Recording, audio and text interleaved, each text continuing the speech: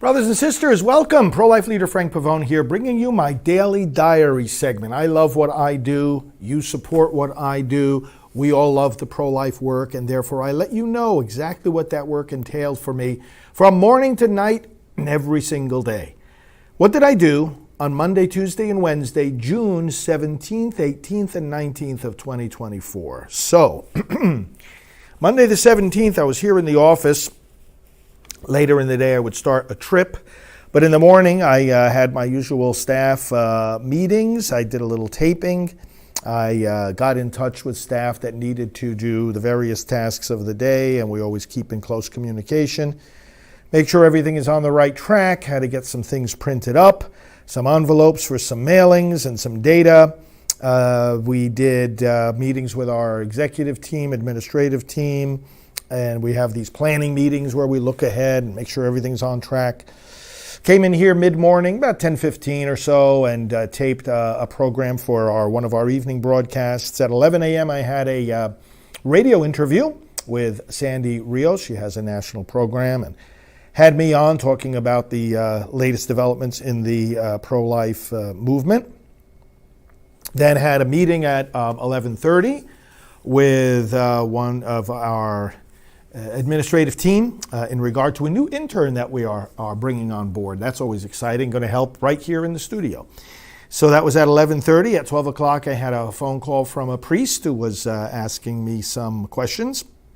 Had some quick lunch and continued work at my desk. Some of the things I had to do via desk work and email, preparation of our regular travelogue mailing, an article for lifenews.com, our monthly statement going out to the donors, had to do some communication with staff about that.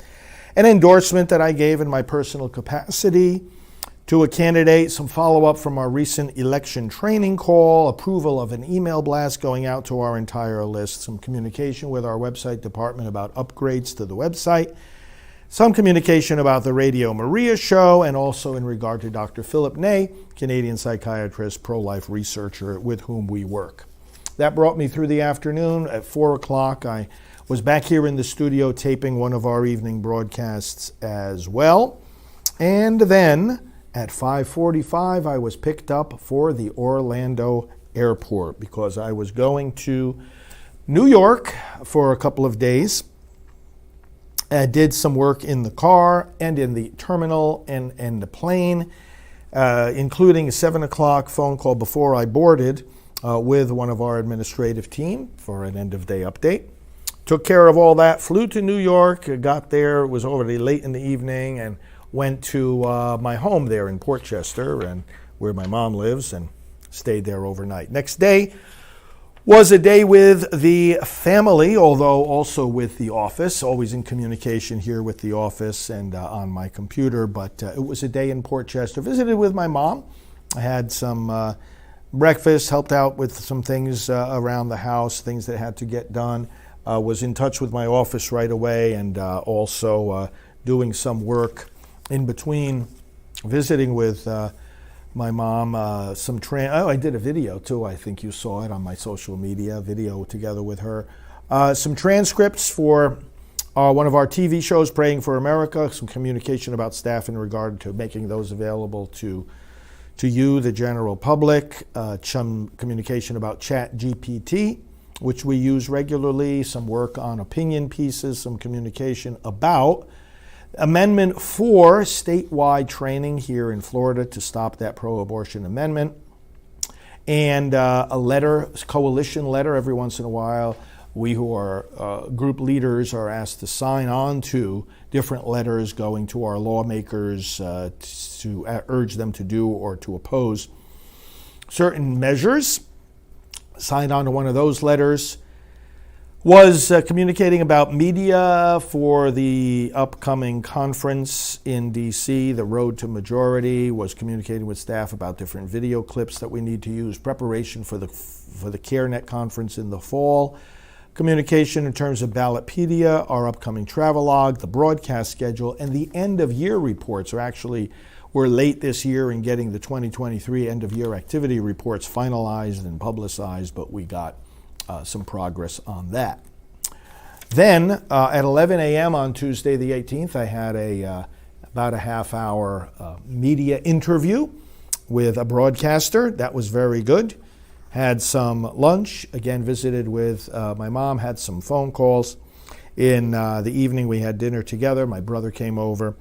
And then we had an election training call at night, national election training call that we do every month.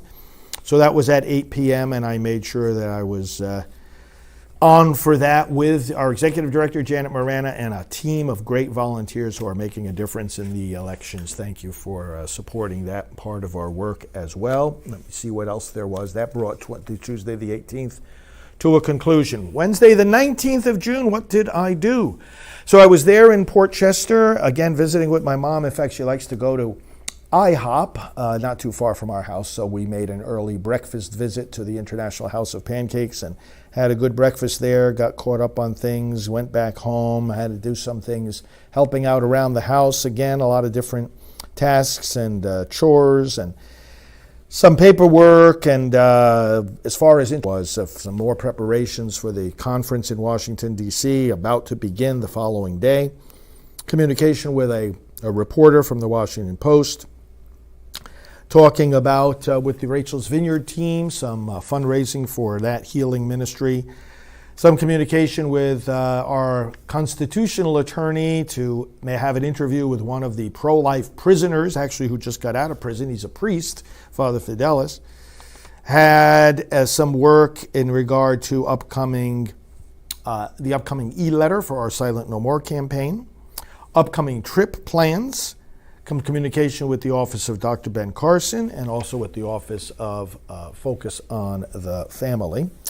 At 2 p.m., one of our attorneys that helps out with family matters came over to the house, and we had a consultation with him about some financial things that we're working out there for at home. And then I had more work in the later afternoon, again checking in with the office, doing some of these topics that I just mentioned, and just dinner there with my mom and conversation and visiting into the evening until time to go to bed. And that's what I did those 3 days, 17th, 18th, and 19th of June, 2024. Coming towards the middle of the year. It's incredible how time goes so fast. But I hope you're working fruitfully for the kingdom as well, and for the unborn. They are the ones we serve. We are accountable to the Lord and also to you who support us. So thanks for watching these daily diary videos. We'll talk to you soon.